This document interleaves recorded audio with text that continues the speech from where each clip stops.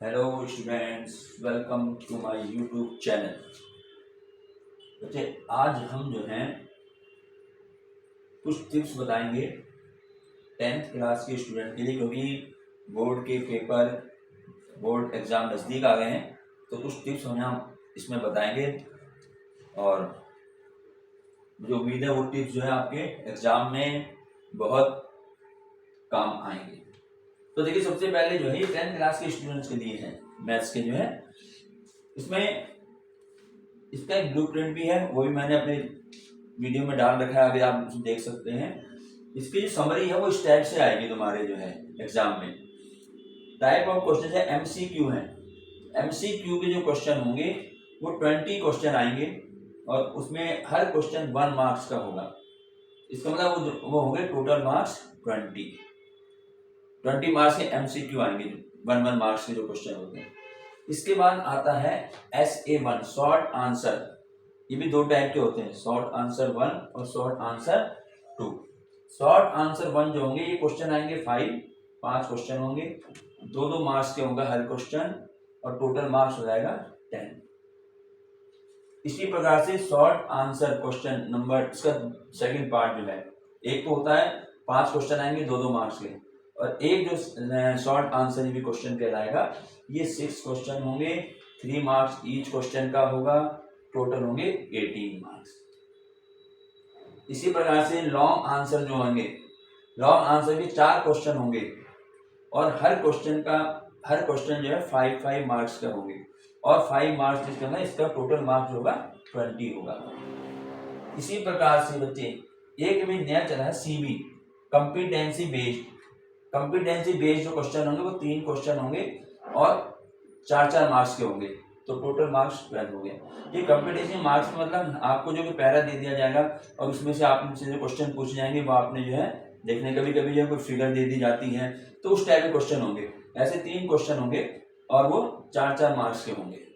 तो ये पूरी समरी है तुम्हारी, जो तुम्हारे टोटल क्वेश्चन जो होते हैं 38 होते हैं और टोटल मार्क्स जो होता है 80 होता है, क्योंकि 20 जो है वो आपके 20 मार्क्स का जो आपका जो होता है वो होता है इंटरनल असेसमेंट जो होता है 20 मार्क्स है ना। उसमें आपकी जो है प्रैक्टिकल होते, प्रोजेक्ट वर्क वगैरह आ जाता है, तो वो 20 मार्क्स जो आपको स्कूल से ही मिलते हैं। तो इस प्रकार से हमारा समरी हमारा 38 क्वेश्चन आएंगे और 80 टोटल मार्क्स इसका बनेगा। अब बच्चे कुछ टिप्स मैं बताना चाहूंगा आप लोगों को, और उसी तरीके से अगर आप क्वेश्चन पेपर करेंगे तो मुझे उम्मीद है आप लोगों के क्वेश्चन जो है जल्दी सॉल्व होंगे। देखिए, क्वेश्चन जो होता है सबसे पहले हमें जो है ना, जैसे टाइम मैनेजमेंट सबसे इंपॉर्टेंट होता है टाइम का। इसमें टाइम बहुत इंपॉर्टेंट है, क्योंकि 38 क्वेश्चन करने हैं और 3 घंटे में आपको करने हैं इन्हें। ठीक है, वैसे तो क्वेश्चन ऐसे होते हैं कि अगर आपको 5 घंटे दे दिए जाए तो शायद आप पूरे कर लो, लेकिन टाइम आपको ऐसे एडजस्ट करना है कि भाई इतने मार्क्स का क्वेश्चन हमें जितनी देर में करना है, इतने का इतनी देर में करना है। तो ये होती है प्रैक्टिस। घर में आप जो है सैंपल पेपर को करके देखें, उसमें करके देखें 4 मार्क्स के क्वेश्चन आप कितनी देर में कर पा रहे हैं, 3 मार्क्स के क्वेश्चन कितने टाइम उसमें लग रहा है। तो जितनी प्रैक्टिस करोगे उतना ही आपका जो है टाइम सही बनेगा। तो टाइम आपको ध्यान में रखना है। उसके बाद बच्चे सबसे इंपॉर्टेंट जो है क्वेश्चन पेपर रीडिंग। जब आप क्वेश्चन एग्जाम हॉल में जाएंगे तो आपको जो 15 मिनट्स पहले जो है क्वेश्चन पेपर दे दिया जाता है 15 मिनट पढ़ने के लिए। वो जो 15 मिनट होते हैं बच्चे वो बहुत इंपॉर्टेंट होते हैं, उसको वेस्ट नहीं करना है। उसमें कई बच्चे क्या होते हैं, कॉपी में लाइनें खींचने में अपना टाइम निकाल देंगे, यहाँ वहां देखने में लगा देंगे। ऐसा बिल्कुल नहीं करना है। हमें जो है उस क्वेश्चन पेपर को बहुत ध्यान से पढ़ना है। जितने 38 क्वेश्चन हैं वो सारे क्वेश्चन बहुत ध्यान से पढ़ने हैं। एक एक क्वेश्चन को ध्यान से पढ़ते रहोगे और टिक मार्क लगाना है। कैसे? जैसे आपने फर्स्ट क्वेश्चन आप देख रहे हैं MCQ के है, उसमें 20 पार्ट दे रखे हैं, तो आपने देखना है, पहला देखा आपने, आपको लगता है कि मैं इसे कर सकता हूँ, टिक मार्क कर दो। ऐसे दूसरा आपको लगता है कि थोड़ा डाउट है, छोड़ दो। तीसरे में अगर डाउट है छोड़ दो। फोर्थ में ऐसे आपने टिक मार्क करने हैं। उन क्वेश्चनों को टिक मार्क्स करने हैं जो आपको 100% श्योर हो कि ये मैं इसको सॉल्व कर लूंगा। ठीक है, ऐसे आपने सारे क्वेश्चनों को पहले टिक मार्क कर लेने हैं। उसके बाद अगर आपका टाइम बचता है तो फिर आप उन क्वेश्चनों को देखोगे जिनमें आपको थोड़ा डाउट हो रहा है कि भाई ये क्वेश्चन शायद हो सकता है कि मैं इसका आधा पार्ट कर सकता हूँ, पूरा अगर नहीं हो रहा है तो उसमें डबल मार्क लगा दो, कुछ अलग डिफरेंट दो ना। पहले टिक मार्क एक एक मार्क लगाते रहो जो तुम्हें आ रहे हैं। तुमने पहला क्वेश्चन पढ़ा, दूसरा, तीसरा, आपको लगता है जो जो क्वेश्चन आपको आते हैं उनमें आप एक टिक मार्क दो, जो नहीं आ रहा उसमें टिक मार्क लगाने की जरूरत नहीं है। ठीक, जब इतना काम कर लो उसके बाद टाइम आपके बच रहा है तो फिर ये देख लो कि ऐसे कौन से क्वेश्चन है जिसमें आपको डाउट हो रहा है कि यार हम इसको आधा तो कर सकते हैं, लेकिन क्वेश्चन पूरा नहीं होगा, मैं आधा इसको कर सकता हूँ, तो आप उसमें भी डबल टिक लगा दें। ठीक है, इतना काम जो है वो 15 मिनट जो आपको दिए जा रहे हैं उसमें आपने करना है। और अगर फिर भी टाइम आपके बच रहा है तो जो आपने टिक लगाए ना उनमें पहले अपने रिवाइज कर लो मन में ही कि इसमें ये फार्मूला लगना है, इसमें इस तरह से करना है, इस तरीके से। तो ये काम आप लोगों ने 15 मिनट में करना है जो आपको क्वेश्चन पेपर दिया जाता है। टिक मार्क जरूर लगाने हैं। उसके बाद आप क्या करेंगे, अब क्वेश्चन पेपर आपने करना शुरू करना है। ठीक है, तो बच्चे मैं तो ये आपसे ये कहूंगा कि क्वेश्चनों को स्टार्ट करो हाईएस्ट मार्क से, यानी जो हाईएस्ट मार्क वाले हो। जैसे यहाँ पर जो है लॉन्ग आंसर 5 क्वेश्चन है, 5 मार्क्स का है ना, और ये हमारे पास 4 क्वेश्चन आएंगे। अब अगर आपने देखना उसमें टिक लगा रखा है, मान लो उसमें क्वेश्चन आए हैं 4 5 मार्क्स के और आपको उसमें से 3 आते हैं, तो आपने पहले जो है उन 3 क्वेश्चनों को करना है जो कि 5 मार्क्स के हैं। उल्टा ये जरूर पेपर क्वेश्चन पेपर में एग्जाम में जरूरी नहीं कि आपने पहले क्वेश्चन करना है फिर दूसरा करना है, ऐसे सीरीज में चलना है, ऐसे कोई जरूरी नहीं होता है। आपको जो क्वेश्चन आता है आपने वो क्वेश्चन पहले करना है, लेकिन उसका क्वेश्चन नंबर जो है कॉपी में वही डालना है। अगर आपने क्वेश्चन नंबर, जैसे यहाँ पर क्वेश्चन नंबर आप मान लो 35 कर रहे हो तो question number answer 35, question number वही डलेगा। और आगे पीछे कर सकते हो, कोई जरूरी नहीं कि पहला करो फिर दूसरा। कई बच्चे उसी लाइन में लगे रहते हैं, फिर सोचते रहते हैं कि ये आ नहीं रहा क्या करें। ऐसा कुछ नहीं करना है, जो आ रहा है तो पहले आप शुरू करें। जो लॉन्ग आंसर है ना, अगर आपने देखा टिक मार्क आपके इसमें जो हमारे पास 4 क्वेश्चन आ रखे हैं लॉन्ग आंसर के, उसमें से आपको कितने आते हैं। अगर आपको उसमें से 2 या 3 आ रहे हैं आप पहले उनको सॉल्व कर लें, लेकिन ध्यान रखना कि बिल्कुल श्योर रहो कि मैं पूरा इसको कर लूंगा। ठीक है, यहाँ आपने जो है 4 क्वेश्चन जो है 5 मार्क्स के जितने आपको आते हैं वो पहले कर लेने हैं। उसके बाद फिर ये आता है सीबी जो नया चला है 4 मार्क, है ना, 4 मार्क्स का। अब इसमें अगर आपको आ रहा है तो आप इसको कर सकते हैं, ठीक है ना, इस तरीके से। और उसके बाद थर्ड ये शॉर्ट आंसर आ जाएंगे 3 मार्क्स के क्वेश्चन जो है, 6 क्वेश्चन है 3 मार्क्स के। तो आप इस तरीके से क्वेश्चनों को ऐसे करें कि जो ज्यादा मार्क्स के क्वेश्चन है ना उनको आप पहले करें, उनको आपने पहले करना है जो ज्यादा मार्क्स के क्वेश्चन है।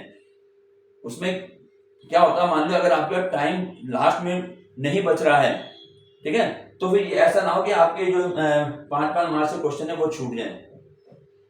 इसलिए पहले जो ज्यादा मार्क्स के वाले क्वेश्चन है वो पीछे से शुरू करो, क्वेश्चन नंबर उसका आंसर नंबर डालते रहो और उन्हें सॉल्व करते रहो, ये बहुत जरूरी है।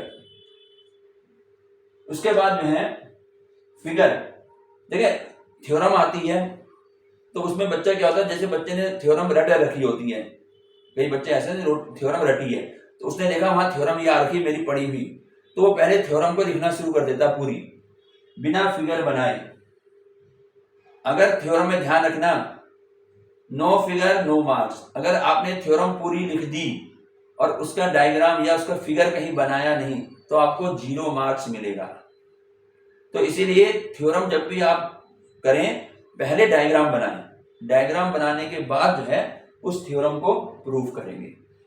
ऐसे ही एप्लीकेशन और ट्रिग्नोमेट्री, जैसे हाइट एंड डिस्टेंस कहा जाता है इसमें, है ना, एंगल ऑफ एलिवेशन, सेपरेशन, ये जो एंगल ये वाला जो चैप्टर है बच्चे, इसमें भी फिगर होनी चाहिए।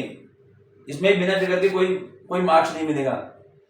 तो फिगर जो है, जहां जहां फिगर की जरूरत है, जहां डायग्राम बनाने हैं वहां आपको डायग्राम बनाने पड़ेंगे। तो थ्योरम में अगर डायग्राम नहीं बनाया तो कोई मार्क्स नहीं मिलेगा, चाहे आप पूरी थ्योरम लिख करके आ जाओ। ठीक है, इसी प्रकार से जो एप्लीकेशन ट्रिग्नोमेट्री है इसमें भी अगर आपने डायग्राम नहीं बनाया, कहीं दिखा नहीं रखे एंगल ऑफ एलिवेशन कहाँ है, कौन सी हाइट ऑफ टावर है, ये कुछ नहीं लिखा हुआ है, और आंसर में लिख रहे हो कि height of tower A B equal to इतना, ए बी कहीं है नहीं फिगर में, तो कोई मार्क्स नहीं मिलता है। तो जहां पर इन दोनों में तो आपको जो है फिगर दिखानी पड़ेगी। ठीक है।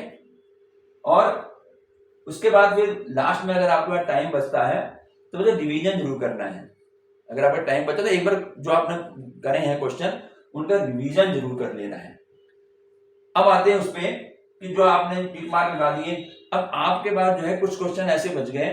वैसे देखो क्वेश्चन जो है अटेम्प्ट पूरे करे जाए तो बहुत बढ़िया है। 38 क्वेश्चन पूरे के पूरे अटेम्प्ट करने जरूर, मतलब जरूरी क्या, आप अगर कर सकते हो तो बहुत बढ़िया है।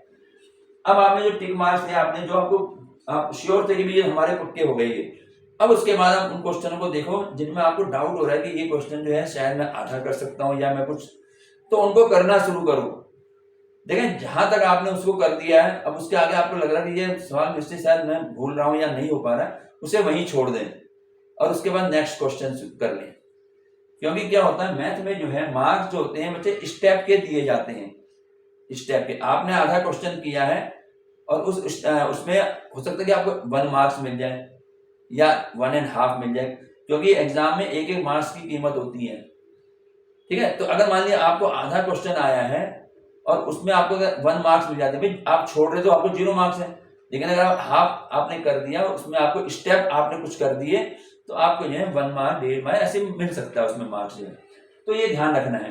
लेकिन ये नहीं कि आधे में जो आपको 1 मार्क मिल जाए हर क्वेश्चन को आधा करके आओ, मैं उसके लिए नहीं कह रहा हूँ, बात उसकी कर रहे हैं जिसमें आपको डाउट, जो आपने पहले कर लिए, जो आपको श्योर है कि तो मैं कर ही लूंगा, वो आपने कर चुके हो।